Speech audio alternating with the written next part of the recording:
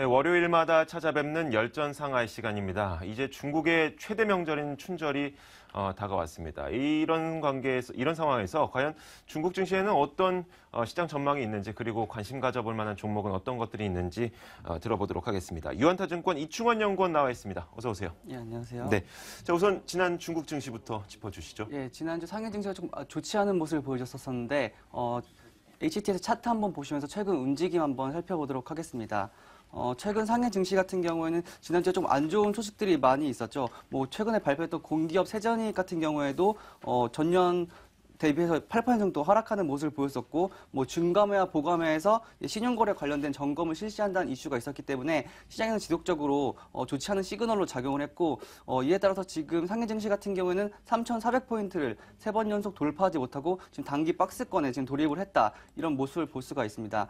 그럼에 따라서 지속적으로 하락폭이 커지면서 지금 현재 상황 같은 경우에는 상해 증시 3,200포인트를 하회하는 모습을 보이고 있는데, 현재 움직임 같은 거는 시총 상위 종목을 보더라도 뭐 페트로차이나나 공상은행, 그리고 뭐 평안보험, 그리고 중승증권 등 상위 시총 종목들 전반적으로 지금 하락세, 전 업종 하락세를 보이고 있는 모습을 보이고 있습니다. 어제와 오늘 중국 경제 지표가 좀 중요한 게 발표가 됐습니다. 네. 예, 2월 1일 중국 통계국에서 2015년 1월 제조업 PMI 지표가 발표가 됐죠. 제조업 PMI 같은 경우에는 50을 기준으로 해서 50을 상회하면 경기가 확장 국면에 있고 50을 하회하면은 경기 축소 국면에 있다라고 볼 수가 있는데, 지난 일요일에 발표된 통계국 제조업 PMI를 살펴보면은 49.8을 기록을 하면서 50을 하회했습니다. 지금 이러한 수치는 28개월 만에 지금 최저치를 보이고 있음에 따라서 지금 상해 증시에는 중국 경기 하방 압력이 좀 강해지고 있다. 중국 경기 분위기에 대한 우려감이 점차 커지고 있는 상황이라고 볼 수가 있고, 또 통계국에서 발표된 비제조업 PMI 지수 역시 50을 네. 상회하기는 했습니다. 근데 하지만 전월치인 54.1보다는 조금 하락한 53.7을 기록하는 모습을 보였었고, 방금 전이었죠. HSBC에서 제조업 PMI 지표가 발표가 됐는데, 예, 49.7을 기록을 하면서 예상치였던 49.8, 그리고 전월치인 49.8을 좀 하회하는 모습을 보였습니다. 지속적으로 경기가 지금 하락하고 있는 모양새를 보이고 있기 때문에 상해 증시가 좀 단기간에 조정 양세를 보일 것으로 예상이 됩니다. 그리고 최근에 급등을 했었던 뭐 철도주나 원전 관련주들도 지금 지속적으로 조정을 받고 있는데, 전주였죠. 멕시코 철도 관련돼서 이슈가 하나 있었습니다. 멕시코에서 고속건설 프로젝트 일부를 무기한 연기하겠다라는 이런 이슈가 있었기 때문에 이 프로젝트 같은 경우에는 중국 철도건설이 주체가 돼서 관련된 컨소시엄을 이끌고 있었기 때문에 이러한 여파가 지금같이 경제지표가 안 좋은 상황에서 시장에 영향을 미치면서 뭐 금융주를 비롯해서 철도건설, 원전 같은 주들이 지속적으로 지금 하방 압력을 받고 있기 때문에 단기적으로는 지금 상해 증시가 조금 조정에 들어갈 수 있다라고 볼 수가 있습니다. 네. 알겠습니다. 자, 말씀대로 단기 조정은 좀 피하기 어려울 것으로 보이는데, 그런데 이런 가운데에서도 중국 증시에서 관심 가져볼 만한 종목은 분명히 있을 겁니다. 자, 어떤 종목이 있는지 들어보죠. 예, 방금 말씀드렸지만은 이제 곧 중국 최대의 명절 춘절이 찾아옵니다. 네. 뭐 음력 1월 1일로 우리나라 설날 같은 명절인데, 그렇죠. 중국 내에서 춘절 같은 경우는 미국의 연말 블랙 프라이데이 같은 최대 소비 시즌 중 하나라고 할 수가 있습니다. 이렇게 춘절이 도래하고 최대 소비 시즌이 도래하면서 관련주를 제가 한번 수혜주로서 안내를 드리도록 하겠습니다. 오늘 안내드릴 종목은 중해운 항공운수발전이라는 회사입니다. 회사 사업 영역 같은 경우에는 항공화물과 택배 산업을 주로 하고 있는데, 네. 뭐 우리나라 업체랑 비교를 한다면은 대한항공이나 아시아나항공의 항공화물 부분하고, 그리고 뭐 CJ 대한통운의 택배 부분을 동시에 영위하고 있는 업체라고 볼 수가 있는데, 사업 구조, 지배 구조를 한번 살펴보면은 홍콩에 상장되어 있는 시노트랜스가 모회사로 있고, 그리고 DHL과 중해운 항공운수가 50대 50으로 합작을 해서 자회사로 택배 업체인 중해운 도노를 유지를 하고 있습니다. 지금 뭐 1000대 화물체 3000여 명의 직원을 보유하고 있는 중국 내 최대 항공화물 운수 업체라고 볼 수가 있고, 최근 트렌드를 살펴보면은 교역량이 그러니까 세계 경기가 좀 둔화되는 측면이 있기 때문에 교역량이 감소하고 있습니다. 그렇기 때문에 매출 같은 경우는 지속적으로 큰 폭으로 상승하는 국면은 아니지만, 앞에서도 핀테크 관련 이슈가 나왔었는데, 전자상거래와 그리고 해외 직구 등 관련된 수요가 점차 늘어나면서 온라인 관련 매출이 지속적으로 상승을 하는 모습을 보이고 있습니다.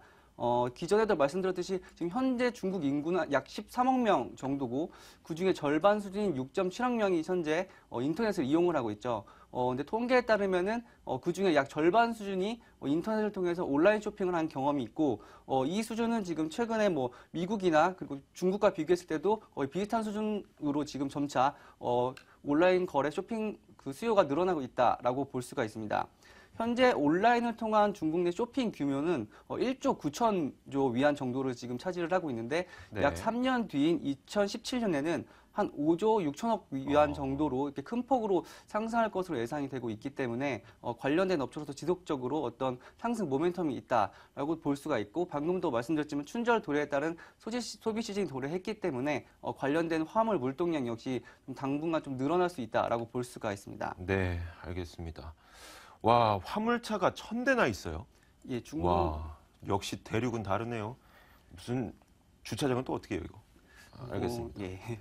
아무튼 이렇게 굉장히 큰 규모의 회사인데 과연 이 회사가 우리나라 기업과 비교하면 어디랑 비교를 할 수가 있을지 그리고 우리나라 기업과 비교를 했을 때 얼마나 큰 규모인지 그 부분도 같이 궁금하거든요.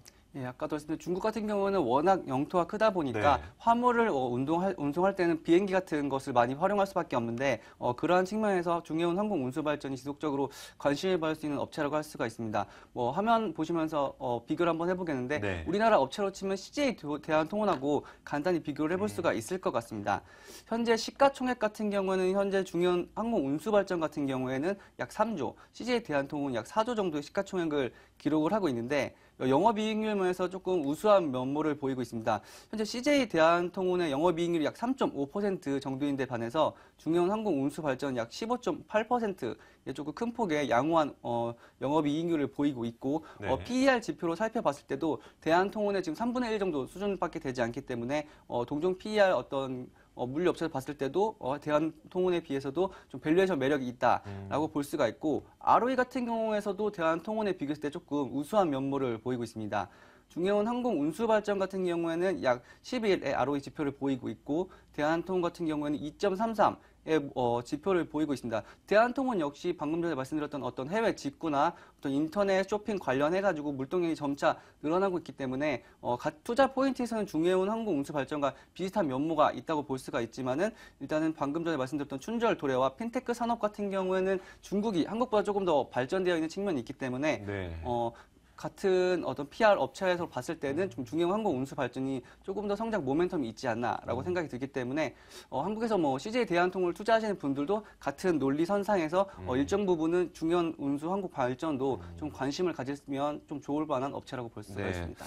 자, 우리나라 입장에서는 과연 이 기업이 얼마나 큰 기업인지 좀 궁금하거든요. 마지막으로 아주 간단하게 중국 내에서는 얼마나 큰 규모인 회사인가요? 업계 1인가요? 아니면 몇인가요? 지금 중해운 항공 운수 발전 아까 자회사로 DHL과 50대 네. 50으로 합자를 해서 중해운 도노라는 어떤 택배 업체를 갖고 있는데 현재 중국 내 시장 점유율 1위 업체이고 뭐 영업이익률이나 매출액 추이 같은 경우도 지속적으로 15% 정도씩 지속적으로 상승을 하고 있기 때문에 아까도 말씀드렸지만 지금 시총 같은 경우는 대한통운이 조금 더 큽니다. 하지만은 이전에도 말씀드렸지만 GDP 규모나 뭐 인구의 규모 그리고 중산층의 질적 양적 성장에 따른 어떤 소비 트렌드가 도래를 함에 따라서 앞으로 뭐 단순히 비교적으로 봤을 때는 중해운 항공운수 발전도 좀 충분히 대한통운의 시총을 뛰어넘을 만큼의 어떤 상승 모멘텀이 있다라고 볼 수가 있는 업체입니다. 네, 알겠습니다.